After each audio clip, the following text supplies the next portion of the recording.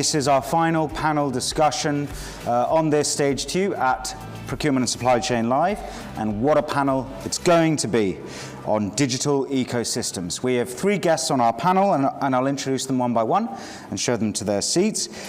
First up, Martin Mckee from Amazon Web Services. You go central for me. Our second panelist from the Walgreens Boots Alliance, Andy Chivers.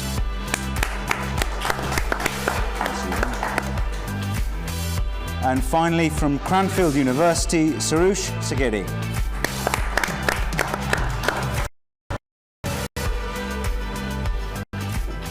Well, thanks for joining us here, guys. Start off fairly simply. We've got time to get to know you. So one by one, let's go in from Sarush, who you are, your title, what you do, and what you focus on. Sure. Hello, everyone. Good afternoon. My name is Sarush Sagiri. I'm a senior lecturer of logistics supply chain at Cranfield University School of Management, directing a number of courses, including executive MSc in supply chain management. And I've been there for about 11 years now, focusing on the teaching and research in these topics. Thank you. Excellent. Hey, Andy Chivers. I run the procurement teams for the international division of Walgreens Boots Alliance. So in the UK, that's Boots, who will know. I've also got teams in Mexico, Chile, and Thailand, amongst other areas. I've been at various guises of the company for the last 20 years, so man and boy. Excellent. Martin. Hi, my name is Martin Mckee. I'm a consultant in supply chain practice at Amazon Web Services, part of Amazon.com. I joined Amazon about 7 months ago. Prior to that, I'd spent 20 plus years in supply chain management for telecommunications OEMs. So my background is in high tech and telecoms primarily. Now moving across to learning cloud transformation and supporting customers in their journeys to the cloud. Excellent. And I think just for some context, if you're not aware, Walgreens Boots Alliance is an extraordinarily influential and massive retailer firm. And obviously Amazon Web Services is and kind of has been forever the leader in cloud, and Sarush is a leading authority in this field, so we're very lucky to have them all here. So, to begin with, and we'll go round, but let's just see where it goes. How do you choose best-in-class partners to support your digital ecosystem? Whoever wants to jump in first? Yeah, I'll kick off. So I guess I kind of believe in the adage that whatever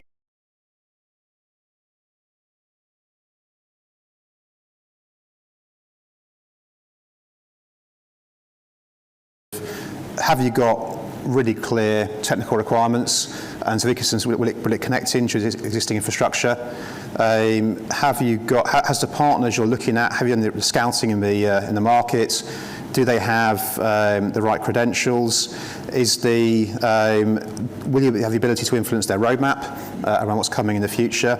And then the commercial aspects in terms of how do you want to structure the commercial arrangements, and how do you make sure that the objectives that you have are very clearly articulated and my preference is a highly incentivized arrangement. So where you're actually really aligned on goals, where there's an element of risk and reward to the relationship. If you get that bit right, I think whether it's ecosystems or anything else, you're the recipe for success. And I think sometimes we get technology and latest fads and the hundreds of firms out there and get carried away by the new shiny toys. But I think if you keep to the basics, that's my strong belief, you'll get it right more often than not. Yeah. Excellent. Martin? Yeah, so my perspective on that would be a lot of customers, when we speak to them, their first aspiration is to become a digital company as opposed to what they were originally producing. And so when they come to Amazon, they're hoping to learn from Amazon about how Amazon does it, either the .com website and the things that are building towards that.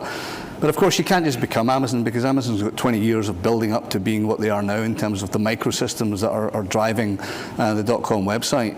However, customers about is what their opportunities or problems are that we can then support to engender some ideas. And in terms of partners, partners are all about making that scalable. So when you talk about being able to, introduce digitization or introduce tools or AI or ML that will support better forecasting, that's fine. But in order to scale that and have that rapid deployment across global organizations, you need partners to help you execute. So in terms of globalization, partners are essential.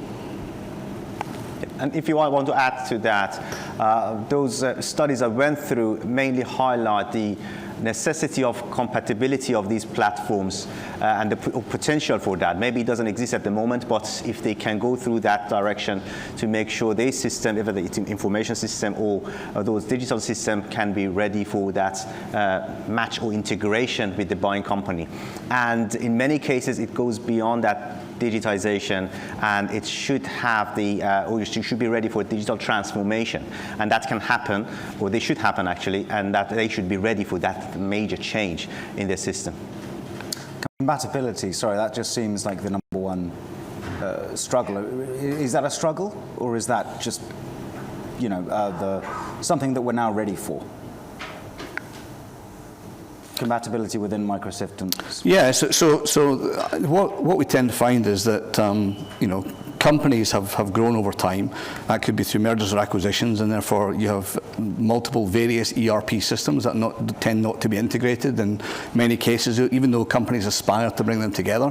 So when you talk about trying to introduce a cloud strategy to that, there is a fear in business that actually means throwing out the baby with the bathwater and getting rid of all these ERP systems that you have in place. In actual fact, what we tend to find is that is not the requirement, and what you tend to look to do is pull together a data lake based upon those various feeds of ERP, and then from that use the data lake to then provide all your analytics and solutions beyond that. So in terms of compatibility, you create that layer by having the data lake that you can then use to determine the analytics required. Just briefly on partner selection, do you think that's going to be, given the disruptions that we've had, do you think that's the most important thing for future-proofing supply chains and ecosystems? I certainly think that partners have got their areas of expertise, and therefore, if you're talking about demand planning or forecasting, there are partners out there that globally will focus on those particular areas. But to me, that isn't the most essential area. I mean, it's important for scale, but really it's understanding your business problem, and let's not get hung up on IT. It's more about resolving the business issue first and foremost, and determining what will do that from a technology perspective, and then using the right partner to help you scale that. Yeah, I'd agree with that. And I think then, if you look at where companies fall out, it's often just that. You've not really defined up front the problem you're trying to solve, and got it really clearly articulated with yourself and the partner, but also being pretty flexible there. So if you've got a long-term partnership, that might change several times over, and not being wedded to whatever contracts or agreement you put in place. And so for me, it's around taking a more agile approach, having more flexibility in the arrangements, but being really clear from the outset and making sure the goals you put in place with the partner are matched. If that's the case, it succeeds. Where it fails is where the partner's trying to achieve this and you're trying to achieve that. It's never going to work.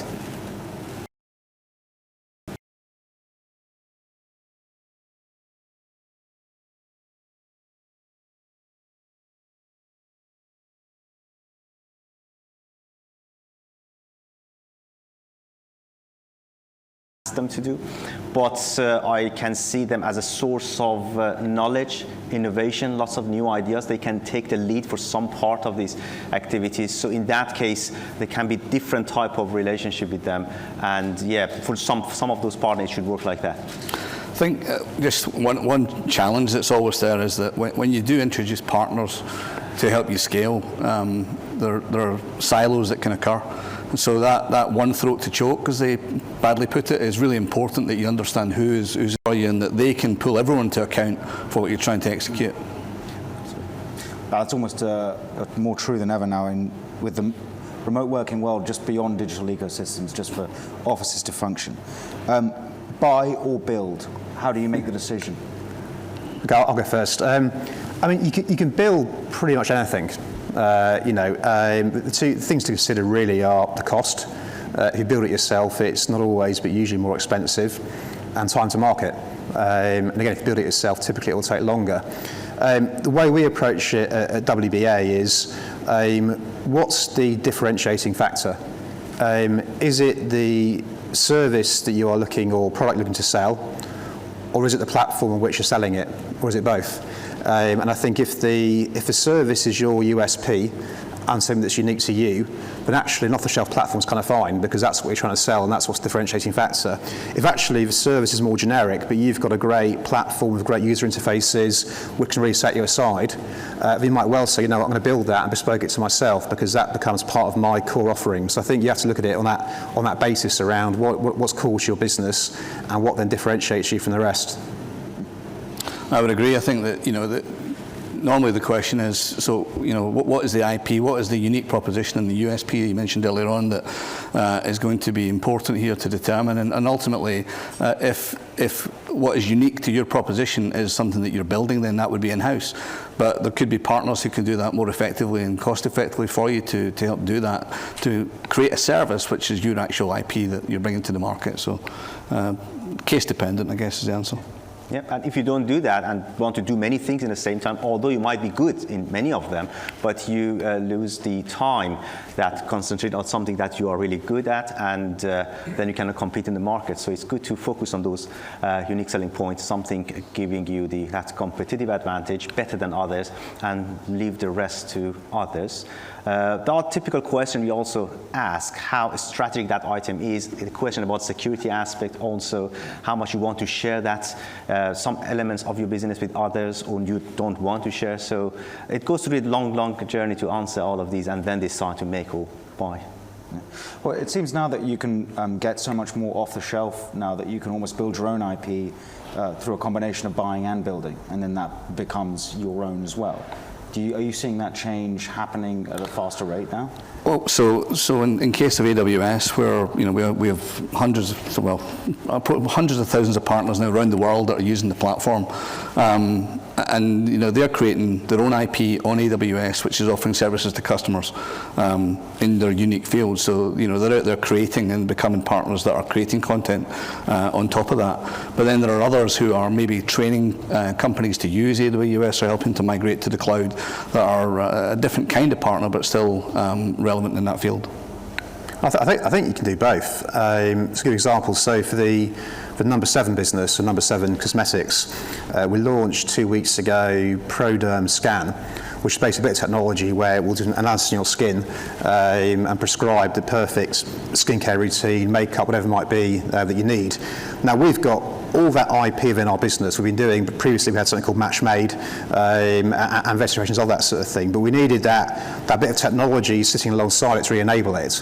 And again, we could have developed that ourselves and gone out to China and found a right partner sort of thing. We found quite a small startup company which had something which we thought would integrate very well into our ecosystem. And so actually we actually then mixed what we had internally in terms of that database with this bit of tech, and we're able to launch into the market probably about 18 months sooner than we might have done having done it ourselves. That's actually a kind of a perfect sorry, go ahead. No, carry on. Well, it's a perfect segue into our next question, which is going to be, when do you make the decision between partnering with large organizations or innovative startups? But before I let anybody answer, please remember on your app, Slido at home, you can submit questions there for our panelists for our Q&A. Yeah, whoever wants to jump in here, how do you make that decision? I mean, you kind of gave us an example there already. Yeah.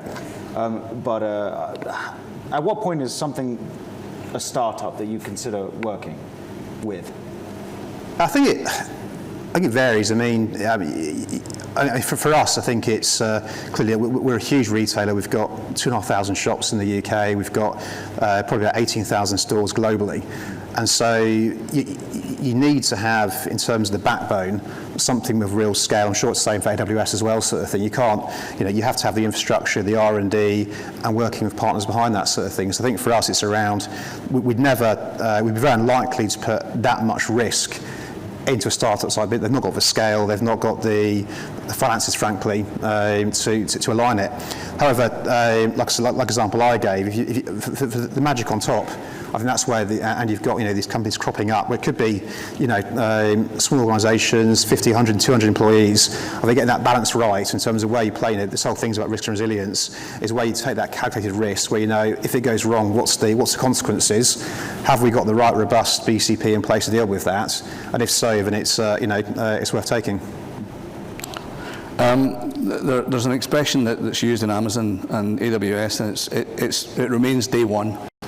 And that was something that Jeff Bezos wrote into the first shareholder letter back in 1997, and every single shareholder letter after that, every year he used that phrase. And it remains the culture. Day one culture means innovation, it means small teams, it means very flat structure, and that's the way, even though Amazon's got more than 1.5 million people employed across the world, that's the structure. So if you're talking about innovation and how to drive innovation, it's what they call two pizza teams, or a team that could be fed off two pizzas, relatively small, really empowered to go and make change. And another thing that we use to drive that is what's called this one-way or two-way door. So anything that's two-way door can be reversed, and we implement things quickly and bring it back. One-way door requires a lot more consideration, because once it's done and out there, it becomes a bigger event. But that kind of innovative thinking and driving really is what continues to be the case at Amazon, and that day one culture is really relevant today. Yeah, and I'm sure they see them as a very good source of knowledge, innovation, flexibility, and agility.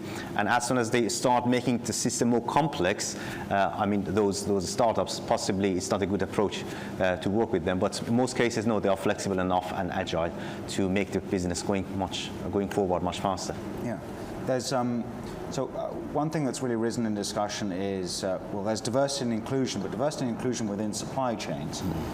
This is about, I guess, bringing in, identifying diverse suppliers for the perspectives they might bring, as well as the flexibility they bring. I just wonder, how does this feature in your work and also in what you guys are doing at the moment? I think it starts from that wider, broader perspective of the market. If we accept that our markets are much more diverse these days, so we need to have more diverse service or goods, or how to diverse ways to respond to the needs of the market.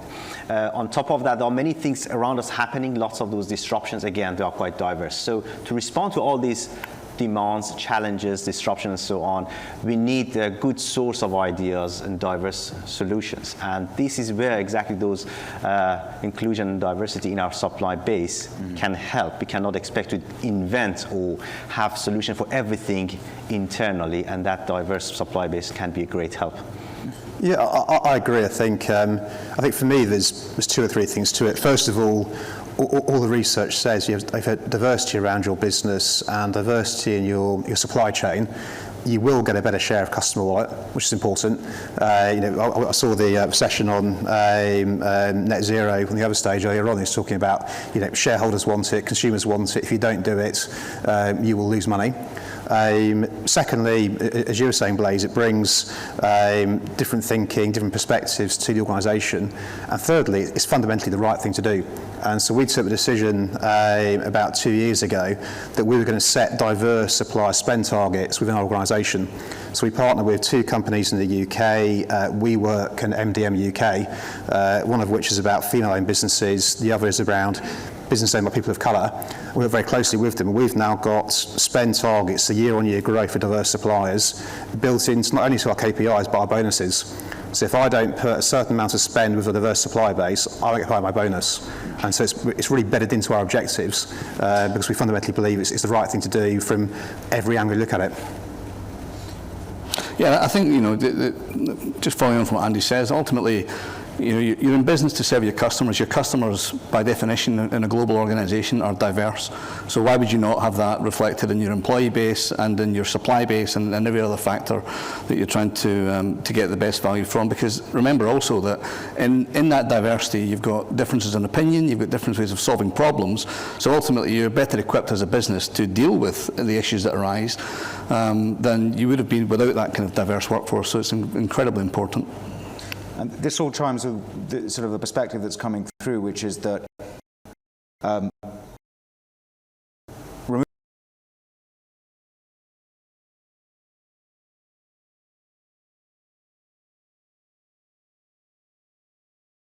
years ago? I think the realization is, I mean, globalization, you know, having customers around the globe is one thing, but servicing those customers means that you're servicing a vast array of different colors, races.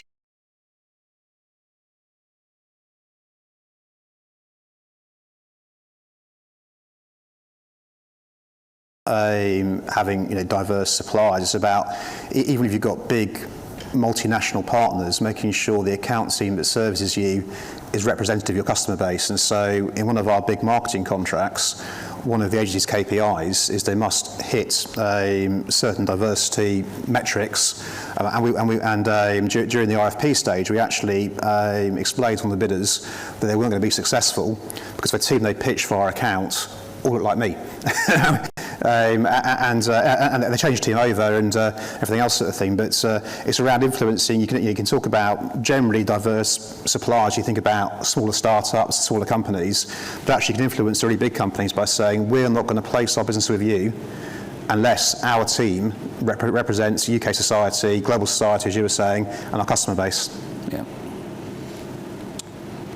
Yeah, I can just highlight that the early point I mentioned.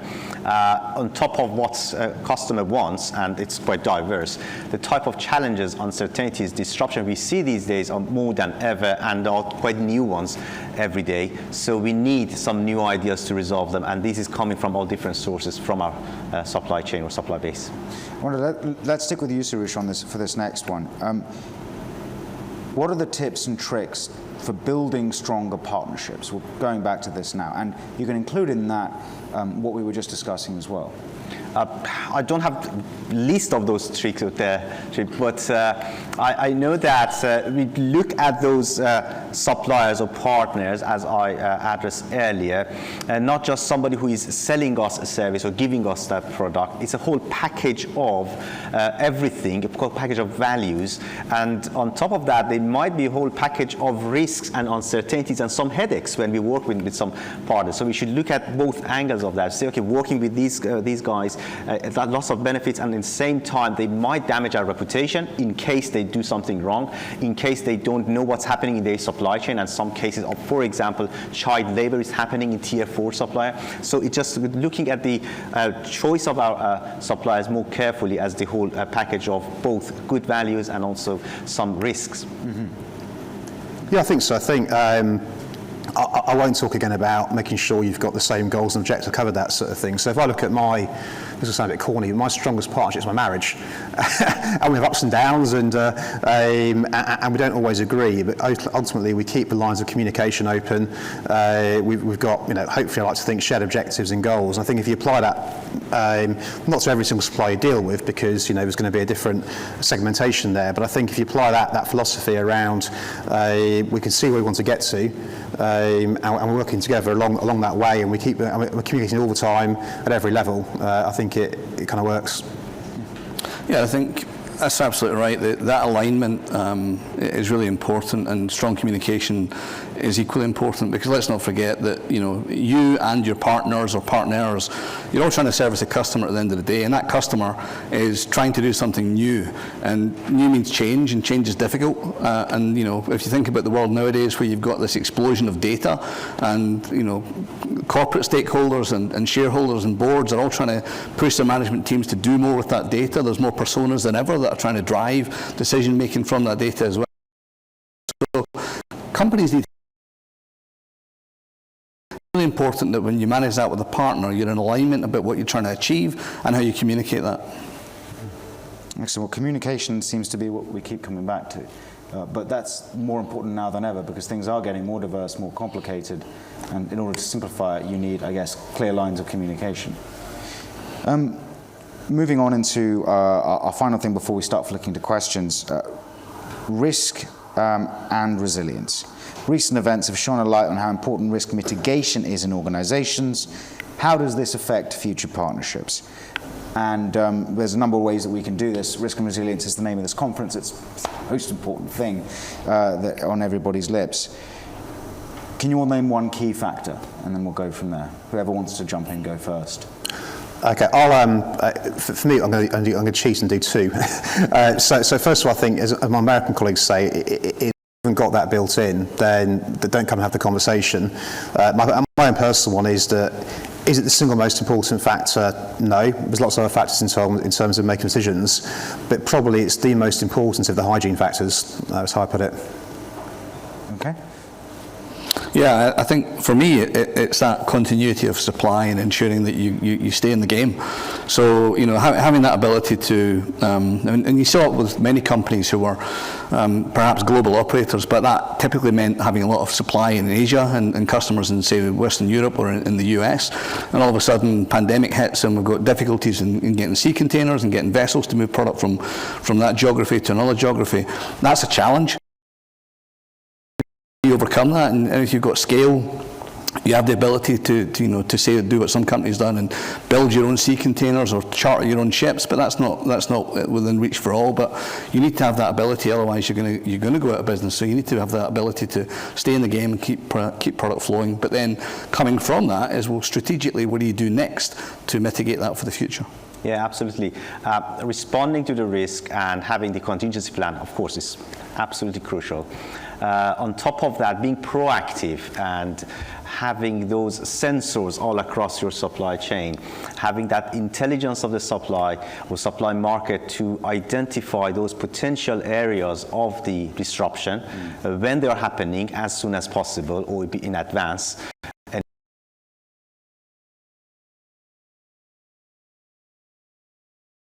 But we need that in addition to that, those reaction or reactive. So, and just on that point, so that, hence the discussion around the digital ecosystem.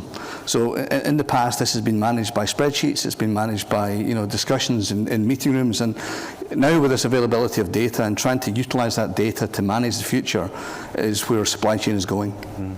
Absolutely. Well, this actually brings us into two things. The reactive being, I guess, being proactive by being able to be reactive to any circumstance, to engage with the digital workforce. Do you think that how long do you think we don't even have a non-digital workforce anymore?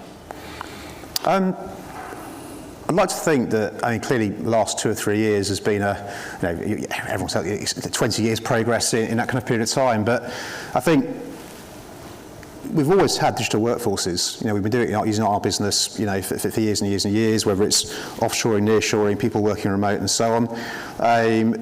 Do I think we'll ever get to a stage when non-digital doesn't exist? No, I don't. I think that certainly in the last 6-9 months or so, I've had a great deal of going back to the office, more interaction with people and face-to-face. I think it's a balance. I think we've proven, every company out there has proven over the last couple of years that you can do digital, but then you do miss out on that kind of personal touch sort of thing. So, I think at our company we've put in place a hybrid way of working with no kind of hard and fast rules other than make the right calls in terms of when you come in, when you don't come in. We do the same with our suppliers. And I think that's probably the right mix rather than going fully digital or fully non-digital.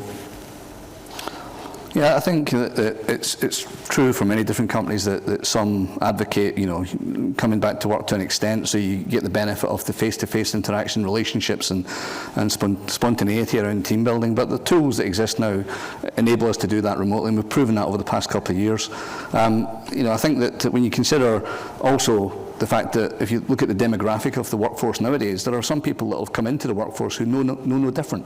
It's only been a digital environment. So those that are a little bit, like myself, a little bit longer in the tooth, who've perhaps experienced a bit more having to be in the office, there are people who are going to shape the future who only know digital. So we have to reflect that at the very least it's hybrid for the future. Yeah. And we're not going to go back to mandating people being in the office 5 days a week. Yeah, I can add one more layer to this discussion, and moving toward digitalization can even go further and further, up to the point we have robots working many things for us. But something that digitalization can help is not just doing the job, but making decisions.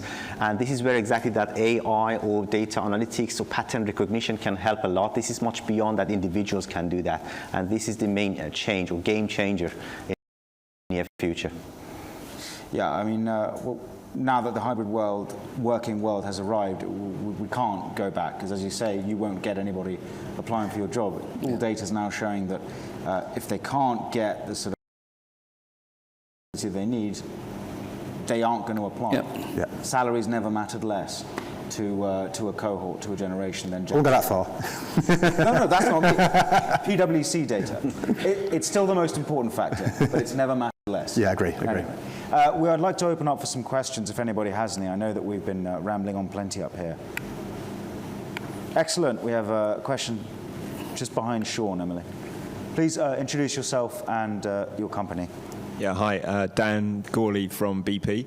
So, yeah, it's really interesting to hear all of your thoughts on this. One of the things that's front of my mind is how do you were talking about startups, small, nimble companies, and the expertise that they can bring. How do larger companies access that flexibility, that expertise, without stifling the smaller companies? Processes which could be monolithic in some larger companies that can put off some of that dynamism from the smaller companies. Yeah, go on. Yeah, so I mentioned earlier on the flatness that we have in AWS and Amazon, and I think it's certainly beneficial because there is almost a startup mentality that's there. But to be effective, and if I think about AWS, I joined AWS 7 months ago. I think in the past year they've taken on more than 50% of their staff globally, so it's really accelerating in terms of growth. Now, with that, to be effective as an organization, you have to onboard well, and you have people aligned in terms of culture and in terms of what you're trying to achieve as a company. So what I've seen is that there is a very strong onboarding program where they try to ensure that the culture of the organization that's existed for 20 years in Amazon is delivered to the new starters in a digital fashion. So again, going back to the point about the fact that this is not done in training rooms on site, it's all done remotely through video, and they put a lot of effort into that. So I think it is important to get the culture right, but digital delivery is also important. Yeah, I think specifically around onboarding smaller startup suppliers sort of thing, and we take clearly we've got a very strong corporate governance around how we accredit suppliers to work for us. And we're talking at the moment about things like payment terms, for example. We're far more flexible on that for smaller companies, startup companies, because ultimately if they grow, we grow. Some of our requirements around contracts and everything else. And so we're working through, we can't just sign everyone up left, right and centre, because that could put risk into our business. We're working through, if we're working with a big global conglomerate, there's a degree of formality you need to have. If you're working with a small startup and you kind of want to meet them on Friday and start on Monday, how do you do that in an agile way? And we've made some changes, but I think there's some more that we need to make to achieve that. And quickly, if those agilities and flexibility, we expect them part of them coming from our partners or suppliers, then we should sometimes reset our procurement department structure to be compatible with what our suppliers are doing, and then transfer that flexibility properly to the rest of the organization. So that sort of restructure needed. Excellent. Yeah, restructuring keeps coming up. Do we have another question from the audience? We have one in online, and it's a fairly straightforward one, kind of a gimme, so take it however you want. Is innovation keeping up with demand? That's a very interesting way to put it, because it's chicken and egg to a degree. I mean, you see there's demand, you innovate more, demand grows, and it goes back to, we also have this mechanism which we call the flywheel. So effectively it's that you innovate and more demand is created, the flywheel starts to turn, and therefore you innovate more, so more demand is created, so the flywheel turns again. And that's pretty much how a lot of the businesses you see Amazon spinning up arrive. So if you think back to, it was .com, and all of a sudden you've got Amazon Prime, you've got Amazon, AWS, all these businesses get created through innovation, and that what you see is demand grows beyond that innovation. So that flywheel turning is a really strong